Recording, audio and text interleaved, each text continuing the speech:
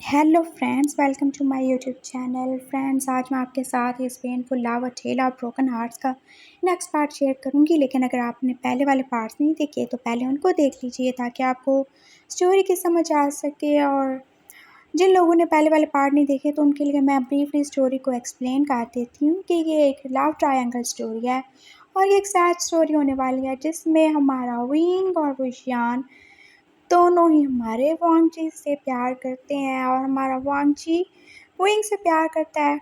और विंग और वुशियान जो कि आपस में मदर और सन है, और विंग को फोर्सफुली शादी करना पड़ी थी वन चाओ के साथ, और जिससे उसका बेटा वुशियान है और जो कि अब वांगजी का स्टूडेंट है। और वांगजी और विंग अपनी पास्ट लाइफ में एक दूसरे के बहुत ही क्लोज फ्रेंड्स और नेबर रह चुके हैं, और जिसकी वजह से ये दोनों एक दूसरे के बहुत ज़्यादा क्लोज थे और दोनों एक दूसरे से प्यार भी करते थे। लेकिन किसी वजह से ये दोनों एक दूसरे को बता नहीं सके और ना ही ये दोनों एक दूसरे के करीब आ सके। और वांगजी को लगता है कि विंग ने उसको धोखा दिया, इसलिए वो अपनी कंट्री छोड़ के चला गया था। और अब वो 17 साल बाद जब वापस आया है तो जिस कॉलेज में वो प्रोफेसर है वहीं पे उसको वो जान मिलता है जो कि विंग का बेटा है। तो आई थिंक अब आपको स्टोरी समझ आ चुकी होगी, तो चलिए अब चलते हैं आगे। अब हम विंग को देखते हैं जो कि अभी तक वहीं पे पड़ा हुआ है। बेचारा बहुत ज़्यादा सैड है और बहुत ज़्यादा ही परेशान है क्योंकि उसका हस्बैंड अभी तक वापस ही नहीं आया और वो विंग का मोबाइल भी अपने साथ ही लेके जा चुका है। और विंग क्योंकि अभी तक बेड से चेन से बना हुआ है इसलिए वो बहुत ज़्यादा परेशान हो रहा है। अपने बेटे को लेके उससे बात करना चाहता है लेकिन उससे कैसे बात करेगा, उसके पास तो मोबाइल भी नहीं है ना। और वो तो बेचारा ऐसे बेड के साथ बंधा हुआ है और वो अब बहुत ज़्यादा ही दुखी है और वो बहुत ज़्यादा परेशान है। और उसको रह रहा है कि अपने बेटे का ख्याल आ रहा है जिससे बहुत साल पहले ही वैन चाओ ने उसे दूर कर दिया था। और ऐसा नहीं है कि वो अपने बेटे से प्यार नहीं करता, वो अपने बेटे से बहुत ज़्यादा प्यार करता है और उसका बेटा ही तो है जिसकी वजह से वो अभी तक ज़िंदा है, वरना तो वो कब का मर जाता। आज से 17 साल पहले जब उसको पता चला था कि वो प्रेग्नेंट है तो वो कितना ज़्यादा रोया था और कितना ज़्यादा ही दुखी हुआ था क्योंकि उसको इस जानवर का बच्चा नहीं चाहिए था, वो इसके साथ नहीं रहना चाहता था। मैडम यू ने फोर्सफुली उसकी शादी करवा दी थी और उसे बोला था कि अगर उसने वैन चाओ से शादी नहीं की तो वो वांगजी को मरवा ही देंगी। और विंग ऐसा कैसे कर सकता था। मैडम यू ने उसको बताया, क्या तुम चाहते हो कि वांगजी मर जाए? क्या वो तुम्हारा फ्रेंड नहीं है? क्या तुम उसकी केयर नहीं करते? बोलो। और तब विंग कुछ बोल ही नहीं पाया। और फिर मैडम यू ने उसे बोला, अभी तुम्हें याद है ना कुछ दिन पहले उसके साथ क्या हुआ था? क्या क्या कहना चाहती हैं आप मॉम? और वो एकदम से जैसे डर ही गया था क्योंकि वो जो सोच रहा था वो ये नहीं चाहता था कि वो सच हो। मैडम यू ने उसे कहा, हाँ, जो तुम सोच रहे हो वही सच है। वांगजी के ऊपर मैंने अटैक करवाया था। मगर क्यों मॉम, आप ऐसा क्यों कर रही हैं? उसने आपका क्या बिगाड़ा है? वो तो मेरा फ्रेंड है। फ्रेंड है, मैं अच्छे तरीके से जानती हूँ वो कितना अच्छा फ्रेंड है तुम्हारा। फ्रेंड नहीं है तुम्हारा वो, प्यार करते हो तुम उससे, है ना? मैं सब जानती हूँ। और तुमने क्या मुझे इतना बेवकूफ़ समझ रखा है कि मैं ऐसे ही तुम दोनों को एक साथ जाने दूंगी और अपने हाथ से इतना बड़ा कॉन्ट्रैक्ट जाने दूंगी सिर्फ तुम्हारी वजह से? बिल्कुल भी नहीं विंग, मैं ऐसा बिल्कुल नहीं होने दूंगी। बट मॉम प्लीज़, आप वांजी को हर्ट मत करें। आप जैसा बोले कि मैं वैसे ही करूँगा। अच्छा, तुम्हें ऐसा करना ही पड़ेगा विंग, और ऐसा करके तुम मेरे ऊपर कोई एहसान तो नहीं खा रहे। अगर तुम चाहते हो कि वांगजी ज़िंदा रहे तो तुम्हें वैन चाओ से शादी करनी ही पड़ेगी। और अगर तुमने ना की तो फिर पहले तो मैंने सिर्फ उसके ऊपर अटैक करवाया था ना और वो ज़ख्मी हुआ था, लेकिन अगली बार वो बचेगा या नहीं मैं कुछ नहीं कह सकती। मॉम, आप ऐसा कैसे कर सकती हैं? मॉम प्लीज़ ऐसा मत करें आप, मेरे ऊपर थोड़ा सा रहम खाएं। मैंने आपका क्या बिगाड़ा है? कुछ नहीं बिगाड़ा विंग, कुछ भी नहीं बिगाड़ा। तुम बताओ मैंने क्या बिगाड़ा था? तुम्हारी माँ का, मेरी माँ का, वो कहाँ से आ गई बीच में? वो तो अब इस दुनिया में भी नहीं है ना। हाँ, वो दुनिया में हो के भी इसी दुनिया में है। वो आज तक मेरे हस्बैंड के दिल में है और तुम्हारी माँ की वजह से आज तक मुझे और मेरे बच्चों को मेरे हस्बैंड का वो प्यार नहीं मिल सका जो हमारा राइट था, सिर्फ तुम्हारी माँ की वजह से। क्योंकि मेरे हस्बैंड अभी तक उसे भूल ही नहीं पाए। और ऊपर से मेरे हस्बैंड ने क्या किया देखो, वो तुम्हें यहाँ पे ले आया। तुम्हें देख देख के मेरा दिल कितना ज़्यादा जलता है, मैं तुम्हें कैसे बताऊँ। मैंने कितनी ज़्यादा मेहनत की है तुम पे और कितनी ज़्यादा कोशिश की है कि मैं तुम पे गुस्सा ना करूं, लेकिन मैं क्या करूँ, मेरे दिल में तुम्हारे लिए इतनी ज़्यादा नफ़रत है कि मैं नाकाम हो जाती हूँ। मुझे तुमसे बहुत ज़्यादा नफ़रत है विंग, और मैं तुम्हें अपने सामने देखना नहीं चाहती। और तुम्हें तो मेरा थैंकफुल होना चाहिए कि इतना सब होने के बावजूद भी मैंने तुम्हें अपने घर में रहने दिया और तुम्हें हर चीज़ प्रोवाइड की। और विंग बस आंखों में आंसू लिए अब उसकी बातें ही सुनी जा रहा था। हाँ, कितने अच्छे से रखा था ना उन्होंने उसे घर में। जब जी चाहा मारा पीटा, और अब तो वो उसकी ज़िंदगी का प्यार, उसकी सबसे बड़ी खुशी उससे छीनने जा रही थी और उससे इतनी बड़ी कुर्बानी मांग रही थी सिर्फ अपने बिजनेस के लिए। और वो उनके बिजनेस के लिए क्यों कुर्बानी देगा, ये वो जानती थी। इसीलिए उन्होंने वांगची का यूज़ किया था। वो जानती थी कि विंग वांगची से कितना ज़्यादा अटैच्ड है और वो उससे कितना ज़्यादा प्यार करता है। हाँ, विंग कभी बोलता नहीं है, वो एक्सप्रेस नहीं करता, लेकिन वो समझ गई थी। वो उसकी आंखों से ही देख सकती थी कि जब भी वो वांगची को देखता था उसकी आंखें कैसे शाइन करती थी और कैसे वो हर वक्त स्माइल ही करता रहता था। जब जब वांगची उसके साथ होता वो कितना ज़्यादा खुश होता था। और मैडम यू को सब पता चल चुका था और तभी उन्होंने प्लान बनाया था वांगजी की मॉम के साथ मिलकर। और वांगजी की मॉम भी तो नहीं चाहती थी ना कि वांगजी और विंग इकट्ठे रहें। और वो कैसे एक बेनाम से लड़के को अपने बेटे के साथ रहने दे सकती थी। उनके बेटे के लिए उनके कितने ज़्यादा ख्वाब थे। वो चाहती थी वो पढ़ लिख जाए और कोई बड़ा आदमी बने, और वो चाहती थी कि उनका बिजनेस भी आगे बढ़े। मैडम यू ने वांची की मॉम को ऑफ़र की थी कि अगर वो वांची को विंग से दूर रखेंगी तो उन्हें फ़ायदा होगा और वो उनके हस्बैंड को भी अपने बिजनेस में शामिल कर लेंगी। और मैडम लैन यानी कि वांची की मॉम तो एकदम से मान गई थी। उन्हें और क्या चाहिए था।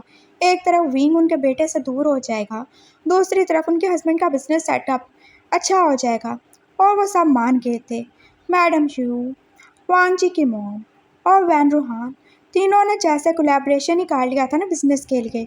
और इस बिजनेस के लिए सबसे बड़ी कीमत क्या थी? विंग।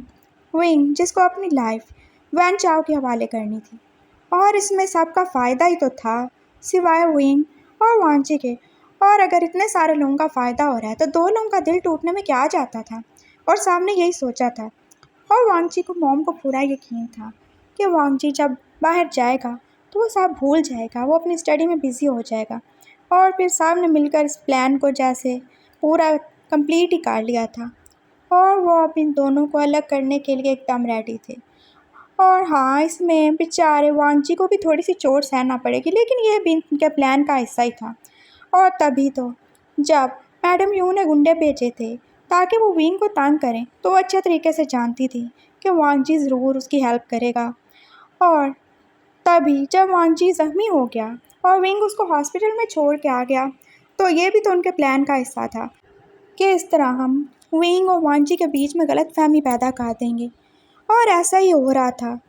वांगजी ने तो यही सोचा था कि विंग उसको छोड़ के चला गया, और अब ये सारी बातें जब विंग को पता चली तो उसका दिल तो जैसे टूट ही गया था। हाँ, वो जानता था मैडम ह्यूज से नफ़रत करती हैं, लेकिन वांगजी की मॉम और डैड वो भी इस प्लान में शामिल थे। वो कैसे ये सब कर सकते हैं, वो कैसे वांगजी का दिल तोड़ सकते हैं। और अब विंग को भी पता चल गया था कि वांगजी भी उसकी कितनी ज़्यादा केयर करता है, उससे प्यार करता है, लेकिन वो भी कभी एक्सप्रेस नहीं कर पाया और ना ही विंग उसे कह पाया। लेकिन अब तो बहुत ज़्यादा देर हो चुकी थी। मैडम यू ने उससे कहा, तो विंग बताओ, क्या ख्याल है तुम्हारा? तुम क्या चाहते हो? क्या तुम चाहते हो कि वांगजी मर जाए? बोलो। नहीं मॉम, मैं ऐसा नहीं चाहता मॉम, लेकिन मैं वैन चाओ से शादी नहीं करना चाहता, वो बहुत बुरा है मॉम, प्लीज़ मुझे उससे बचा लो। सॉरी विंग, शादी तो तुम्हें वन चाव से ही करनी पड़ेगी और मैं इस बारे में कुछ नहीं कर सकती। और तुम्हें तो मेरा थैंकफुल होना चाहिए कि मैं अच्छे तरीके से और बहुत ही इज़्ज़तदार तरीके से तुम्हारी शादी करवा रही हूँ और तुम्हारी सोसाइटी में रिस्पेक्ट बन जाएगी। वो इतना बड़ा बिजनेसमैन है और उसके साथ शादी करके तो तुम्हारी लाइफ एकदम सेट हो जाओगी। तुम तो दुनिया में जन्नत देख लोगे ना। और वो तो नहीं जानती थी कि वो विंग जन्नत के आज जहन्नुम ही देखने वाला आगे चल के। उन्होंने कहा, और वैसे भी तुम्हें तो मेरा थैंकफुल होना चाहिए विंग कि मैं तुम्हारी उससे शादी करवा रही हूँ, वरना तो मैं तुम्हें वैसे ही उन्हें दे सकती थी। फिर तुम्हारा क्या होता? तुम सारी ज़िंदगी उसके स्लेव बन के रहते। क्या तुम ऐसा चाहते हो? और अगर तुम ऐसा चाहते हो तो मैं ऐसा भी कर दूँगी। और आप वो बहुत ज़्यादा ही बुरे तरीके से विंग से बात कर रही थी और विंग को अपने कानों पर यकीन नहीं आ रहा था। क्या ये औरत जिसको उसने अपनी माँ कहा था, जिसको वो अपनी माँ समझता भी था, वो औरत उसे बेचने की बातें कर रही थी। और वो कैसे उससे किसी का सेक्स स्लेव बनाने की बातें कर रही थी। और विंग बेचारा अब इसी बात पे चुप हो चुका था, क्योंकि उसके पास दो ही चीज़ें थीं, एक अपनी इज्जत और एक वांची, और उसे इन दोनों में से किसी एक को तो खोना ही था। सो अब वो क्या ही कर सकता था। वो वांची को भी खोना नहीं चाहता था, लेकिन वांची को खोना ही वांची को ज़िंदा रखने के लिए ज़रूरी था। और वो मान गया। था शादी के लिए, खुद को बेचने के लिए रेडी हो चुका था, चाहे ये बेचना शादी के नाम पर ही क्यों ना हो। लेकिन वो मान गया था। उसे अपने वांची की लाइफ चाहिए थी, उसकी खुशी चाहिए थी। और उसका क्या है, वो तो पहले भी अपनी ज़िंदगी ऐसे ही गुजार चुका है ना, चुपचाप, तो बाकी भी गुजार लेगा। लेकिन वांची की लाइफ अच्छी होनी चाहिए, उसका फ्यूचर ब्राइट होना चाहिए, और उसको बहुत ज़्यादा आगे जाना चाहिए। और विंग का क्या है, वो तो जी लेगा ना, कैसे भी बस जी लेगा। और विंग ने बस यही सोच के चुपचाप से शादी के लिए हाँ कर दिया था, क्योंकि वो अपनी इज्जत भी नहीं खोना चाहता था। वांगजी को तो वो खो ही चुका था, और अगर वो ऐसा नहीं करता तो वो क्या ही कर देता। अगर मैडम यू उसे वैसे ही वैन चाओ के हाथ भेज देती तो वो क्या ही कर सकता था। वो एक कमज़ोर सा मैगा था, वो कैसे उसका मुकाबला कर सकता था। और फिर अपनी 18वीं सालगिरह से सिर्फ 2 दिन पहले उसने चुपके से वैन चाओ से शादी कर ली थी, और सिर्फ फैमिली के लोग ही थे वहाँ पे, और कोई भी नहीं था। और फिर वैन चाओ जब उसे शादी करके लेके गया था, तो वो रात जैसे विंग की लाइफ के सबसे बुरी और सबसे ही दर्दनाक रात थी। उसने कितने बुरे तरीके से विंग के साथ सब किया था, और उसको वो जितना ज़्यादा हर्ट कर सकता था उसने किया, और वो जितना ज़्यादा उसके साथ हार्ट हो सकता था वो उतना ज़्यादा हुआ। और विंग बेचारा क्या कर सकता था, वो तो वैसे ही अब खुद को बेच ही चुका था ना वांगजी के लिए, और उसने अपनी सारी लाइफ तो जैसे वांगजी के नाम ही कर दी थी। और वैन चाओ से कहता रहा कि तुम मुझसे प्यार करो, अपने दिल से वांजी को निकाल दो, तो मैं तुम्हारे साथ ऐसा नहीं करूँगा।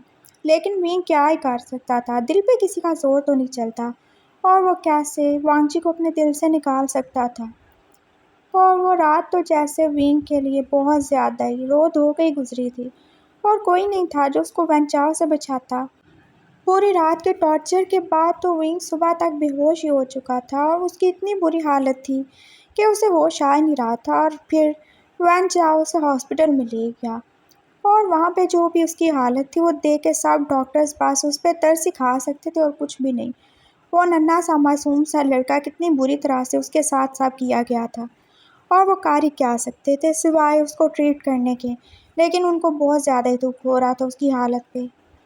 और फिर 2 दिन हॉस्पिटल में रहने के बाद भी विंग की हालत ठीक हो ही नहीं रही थी। उसको इतना ज़्यादा टॉर्चर किया गया था कि उसकी जैसे पूरी बॉडी में से ब्लीडिंग हो रही थी, और वो कितना ज़्यादा ही दुखी और कितना ज़्यादा ही दर्द में था। और फिर दूसरे दिन शाम के टाइम पे फाइनली जब विंग थोड़ा सा चलने के काबिल हुआ तो उसे वांगजी का ख्याल आया। उसने कहा कि आज आखिरी बारी सही, वो वांगजी को मिल के सब क्लियर करेगा। ऐसे नहीं, वो नहीं चाहता कि वांगजी सारी ज़िंदगी उसके बारे में दिल में गलत बात लेके बैठा रहे। और वो फिर हॉस्पिटल से किसी न किसी तरह भाग के वहीं पहुंच चुका था जहां वो और वांगजी शाम को पार्क में मिलते थे। और उसने देखा था कि वांगजी आज भी वहीं था, उसके सर पे पट्टी बंधी हुई थी। और फिर वांगजी ने जब विंग की ये हालत देखी तो वो तो कुछ और कह ही नहीं सका, वो सब समझ गया था, क्योंकि वांगजी की मॉम ने तो उसे यही कहा था ना कि विंग घर पे नहीं है। और वांगजी कितनी बार ही पूछ चुका था कि 2 दिन हो गया, विंग से उसकी कोई बात ही नहीं हुई, और वो तो उसे हॉस्पिटल छोड़ के उसके बाद मिलने तक नहीं आया। ऐसा क्या हो गया था? और उसकी मॉम ने उसे क्या ही बताया था कि विंग किसी के साथ भाग गया है। और वांगजी को अपने कानों पे यकीन नहीं आया। मॉम, ऐसा नहीं हो सकता, विंग क्यों किसी के साथ भागेगा, वो तो कितना ज़्यादा इनोसेंट है। हाँ, इनोसेंट लगता है, और उसका तो काम ही यही है ना, अमीर घर के लड़कों को फंसाना। लेकिन मॉम वो ऐसा क्यों करेगा? उसके तो खुद पेरेंट्स इतने ज़्यादा अमीर हैं, वो क्यों ऐसा करेगा? वो कौन सा उसके असल माँ बाप हैं? और वैसे भी जहाँ फ़ायदा नज़र आए विंग जैसे लोग तो वहीं जाएंगे ना। और मैं सच कह रही हूँ, मुझे तो उसकी माँ ने बताया था कि वो 2 दिन पहले घर से भाग चुका है। वो इतनी ज़्यादा परेशान है, उन्होंने तो परेशानी के मारे और अपनी इज्जत को बचाने के लिए किसी को कुछ बताया ही नहीं। वो भाग चुका है किसी के साथ, और पता नहीं वो वापस आएगा या नहीं। और जाते हुए तो वो देखो लेटर भी लिख के गया था कि उसे ढूंढने की कोशिश ना की जाए। उन्होंने वांग जी को जो भी झूठ उनके मुंह में आया बोल दिया और वांग जी ने ना चाहते हुए भी उस पर यकीन कर लिया था। लेकिन आज जब उसने विंग की ऐसी हालत को देखा, उसकी अजीब सी हालत हो रही थी, उसके पूरे जिस्म पे बाइट मार्क थे और उसके लिप्स भी तो जैसे फटे हुए थे, जैसे किसी ने उसको बहुत ही ब्रूटली किस किया हो। तो इसके लिए, इस सब के लिए वांग जी को छोड़ दिया विंग ने, और वांग जी इसके आगे सोच ही नहीं पाया। विंग उसको बताना चाहता था कि ये ऐसा क्यों हुआ, वो ऐसा क्यों है, वो उससे दूर क्यों रहा। लेकिन वांग जी तो इतना ज़्यादा पोजेसिव था विंग को लेके, वो तो उसकी हालत देखने के बाद अब मज़ीद कुछ सुनना ही नहीं चाहता था।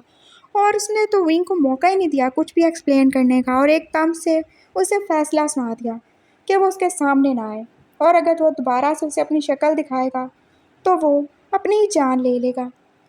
और फिर विंग भी चुप कर गया, और उसने दिल में सोचा, अच्छा है वांग जी उससे नफरत ही करे, और अगर वांग जी को पता चला कि विंग ने क्या किया है या क्यों किया है तो वो कितना ज़्यादा दुखी होगा। अच्छा है वो उससे नफरत करे, वो उसकी नफरत के सहारे तो जी सकता है लेकिन उसके बिना नहीं जी सकता। और फिर वांग जी चला गया, और विंग को अब सब याद आ रहा था, उसकी आंखों से बस आंसू बहे जा रहे थे। और शादी के 1 मंथ बाद जब उसे पता चला था कि वो प्रेग्नेंट है तो वो कितना ज़्यादा रोया था। वो नहीं चाहता था ये सब हो, वो तो मरना चाहता था, वो तो ज़िंदा भी नहीं रहना चाहता था, और उसने कितनी बार कोशिश की थी ना मरने की। लेकिन फिर उसे अपने बच्चे का ख्याल आया, और जो भी हुआ उसमें उसका क्या कसूर है। अगर उसका बाप बुरा है तो क्या विंग भी उसको छोड़ दे, विंग उसको मार दे, और वो उसका भी तो बच्चा है। और फिर विंग के दिल में अपने बच्चे के लिए प्यार पैदा होना शुरू हो गया था, और बहुत जल्द उसे पता चला कि वो एक नहीं बल्कि 2 बच्चों को जन्म देने वाला है। तब वो कितना ज़्यादा खुश था और कितना ज़्यादा एक्साइटेड था, जैसे उसकी लाइफ में थोड़ी सी खुशी आ रही हो। लेकिन वेनचाओ से तो ये खुशी भी बर्दाश्त नहीं हुई ना, वो तो विंग को बस टॉर्चर ही करता रहता था, और प्रेगनेंसी में भी वो उसको छोड़ता ही नहीं था, ना दिन को ना रात को। और विंग बस क्या ही कर सकता था, और इसी टॉर्चर की वजह से विंग ने अपने 2 बच्चों में से एक बच्चा भी खो दिया था। और खुशियान वो भी तो कितनी मुश्किल से ही बचा था ना, और उसके बाद तो विंग कभी बच्चा पैदा करने के काबिल भी नहीं रहा था। इतना ज़्यादा टॉर्चर आखिर कौन बर्दाश्त कर सकता है। और खुशियान उसे देख कर तो उसने जीना शुरू कर दिया था, वो सेम उसकी कॉपी था, हूबहू जैसे एक छोटा सा विंग हो। और फिर विंग ने सोचा था कि जो भी है वो अपने बच्चे के लिए जिएगा, अपने बच्चे को प्यार करेगा, वो मरेगा नहीं। अगर वो मर गया तो उसके बच्चे का क्या होगा। वो दुनिया में एक और विंग पैदा नहीं करना चाहता था जिसे सब नफ़रत करें और जिसे सब अपने फ़ायदे के लिए यूज़ करें। और फिर विंग उसके लिए जीना शुरू हो गया था, अपने बच्चे के लिए, अपने वुशियान के लिए, जिससे वो बहुत ज़्यादा प्यार करता है। अपना एक बच्चा वो खो चुका है, लेकिन जो उसके पास है वो उसके साथ ही बहुत ज़्यादा हैप्पी था। कम से कम अपने बच्चे के साथ तो था। हाँ, उसकी मैरिटल लाइफ कितनी ज़्यादा बुरी थी, लेकिन मुशियान तो उसकी खुशी था, उसकी लाइफ था, उसके लिए वो कुछ भी कर सकता था। विंग बस रो रहा था और अपने बच्चे को याद कर रहा था। उसने वॉल पे लगी हुई उसकी तस्वीर देखी। मुशियान, माय बेबी, मैं जानता हूँ तुम्हें मेरी ज़रूरत है, तुम बीमार हो, काश मैं अपना दिल ही निकाल के तुम्हें दे देता मेरे बच्चे, तुम जल्दी से ठीक हो जाओ, मैं तुमसे मिलने आऊँगा। वो उस तस्वीर से ही बातें कर रहा था जो दीवार पे लगी हुई थी, और जिसमें हुशियान बस स्माइल करके देख रहा था, और विंग को लग रहा था जैसे वो भी उसे जवाब देगा, लेकिन तस्वीरें कहाँ बोलती हैं, और हुशियान भी नहीं बोलने वाला। और विंग की इसी पेनफुल स्टोरी के साथ ही हमारा ये वाला पार्ट भी कंप्लीट होता है। आई होप आप लोग ज़्यादा सैड नहीं होंगे, और लाइक और कमेंट करके मुझे ज़रूर बताएंगे कि आपको ये पार्ट कैसा लगा। और वैसे भी मैं अभी बहुत टाइम तक अभी डिप्रेशन में ही रहने वाली हूँ ये सब बोलने के बाद, और मुझे खुद भी रोना आ रहा है। Oh no. चलिए मिलते हैं नेक्स्ट पार्ट में। अल्लाह हाफिज़।